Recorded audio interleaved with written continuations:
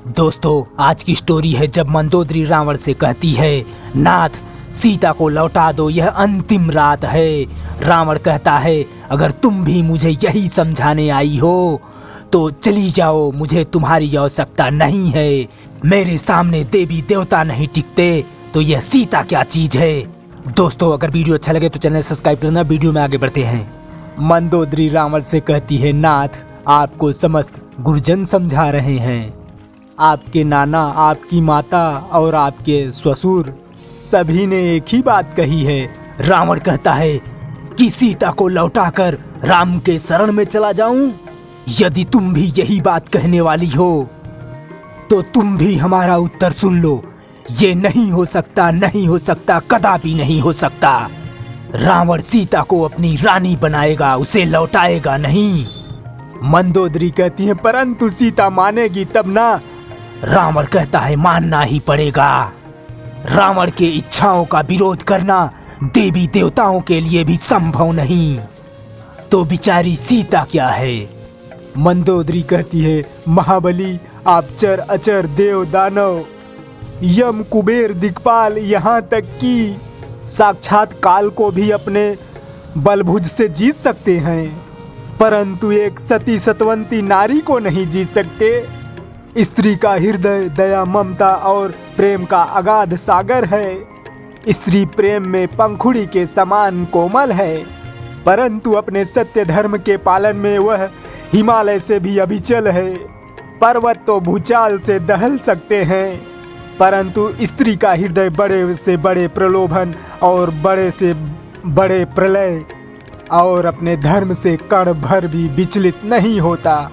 रावण कहता है, जो रावण निश्चय कर लेता है उसे कण भी तो क्या अणु भर भी पीछे नहीं होता। सीता या तो रावण के वनवास में रहेगी या यहीं उसकी चिता जलेगी। मंदोदरी कहती है, प्राणनाथ ये दुराग्रह करने का समय नहीं है।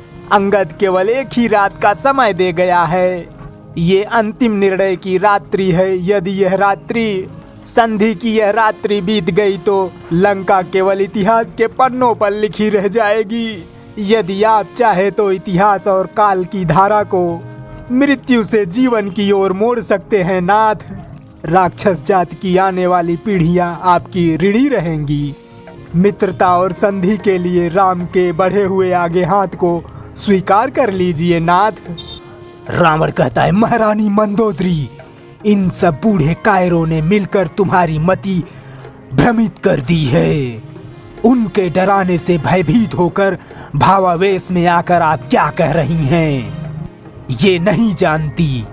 आप एक तुच्छ से नर के चरणों में शीश झुकाकर उनसे क्षमा मांगने को कह रही हैं। रावण को, उस रावण को जो तीनों लोकों का विजेता है, उस रावण को कह रही हो जिसने धरती तो क्या कैलाश पर्वत को शिव के साथ उठाने की शक्ति है। उस रावण को कह रही हो जो अपने दरबार में 9 ग्रहों को अपने सामने खड़ा रखता है। उस रावण को एक तुच्छ से नर के सामने गिड़गिड़ाने को कह रही हो। मंदोदरी कहती है, नहीं, मैं उस रावण को कह रही हूँ जो उस बनवासी ने एक रेखा खींचा था उसको भी पार न कर सके आप। हाँ, मैं उसी रावण से कह रही हूँ। इतना अहंकार अच्छा नहीं होता। रावण गुस्से में, मंदोदरी। हाँ स्वामी, अगर इस समय आपके अहंकार के आंखों पर बंधी हुई पट्टी को खोलकर आपको वास्तविक सत्य का दर्शन न करा दूं, तो मैं अपने कर्तव्य पालन से वंचित रह जाऊंगी, क्योंकि हर पत्नी का यह धर्म है कुमार्ग पर भटके हुए पति को सत्य की राह पर ले आए।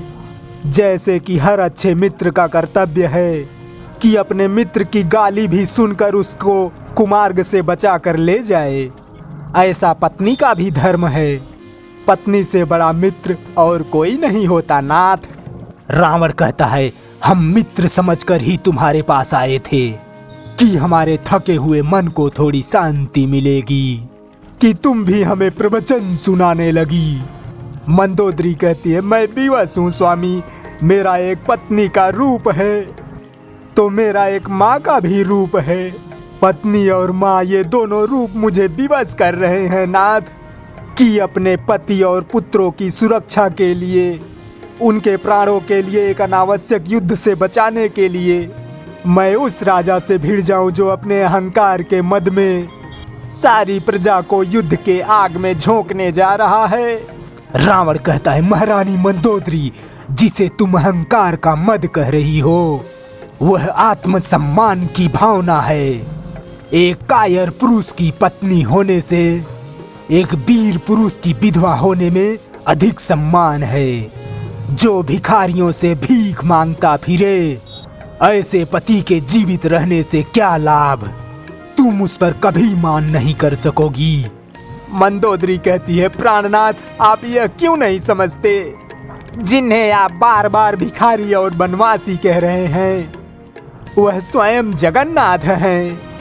वो कोई साधारण मानव नहीं है, सर्वशक्तिमान साक्षात विष्णु हैं।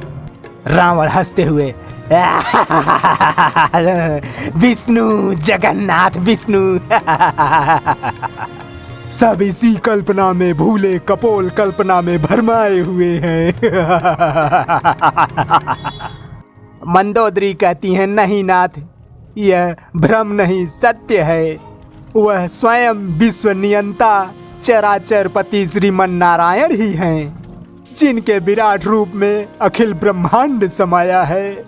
ब्रह्मलोक जिनका शीर्ष, पाताल लोक जिनका चरण, सूर्य और चंद्र जिनका नेत्र, मेघमंडल जितने उनके काले केस हैं, भयंकर काल जिनके भ्रुकुटी मात्र से संचालन होता है, वेद जिनकी वाणी, शिव जिनका अहंकार, ब्रह्मा जिनकी बुद्धि है, उत्पत्ति, प्रलय और पालन जिनकी चेष्टा है, उन्हीं चराचर पति ने राम नाम धारण करके नर रूप लिया है। आप उन्हें क्यों नहीं पहचानते नाथ? रावण कहता है, तुम्हारे इस वर्णन से मैं भयभीत नहीं हुआ, हमारा उत्साह दुगना हो गया। यदि वो विष्णु है तो ब्रह्मा और शंकर की भांति हमारी शक्ति देख ले तो उसके लिए अच्छा ही है। मंदोदरी कहती है, ऐसा लगता है काल के बस में होने के कारण आपके हृदय में ज्ञान उत्पन्न ही नहीं होता। स्वामी, काल किसी को लाठी लेकर नहीं मारता, वो प्राणी के धर्म, बल, बुद्धि और विचार को हर लेता है। फिर ऐसे प्राणी को आपकी भांति भ्रम हो जाता है। आपके पुत्र मारे गए, नगर जल गया, अब भी अपनी भूल का सुधार कर लीजिए। मैं आपके चरण छूती हूँ, श्री राम से बैर त्याग दीजिए। रावण कहता है, हम उन बूढ़े भीरुओं से दुखी होकर तुम्हारे पास आए थे। तुम हमारी क्लांति मिटाकर हमें थोड़ा सुख और शांति दो, परंतु ऐसा लगता है तुम्हारे कक्ष में आने की हमने भूल की। तो दोस्तों, अब तक वीडियो आपको कैसा लगा? ठीक ठाक लगा हो तो भैया प्लीज चैनल सब्सक्राइब करना, वीडियो को लाइक से भी कर देना। वीडियो देखने के लिए धन्यवाद। Thank you. जय हिंद।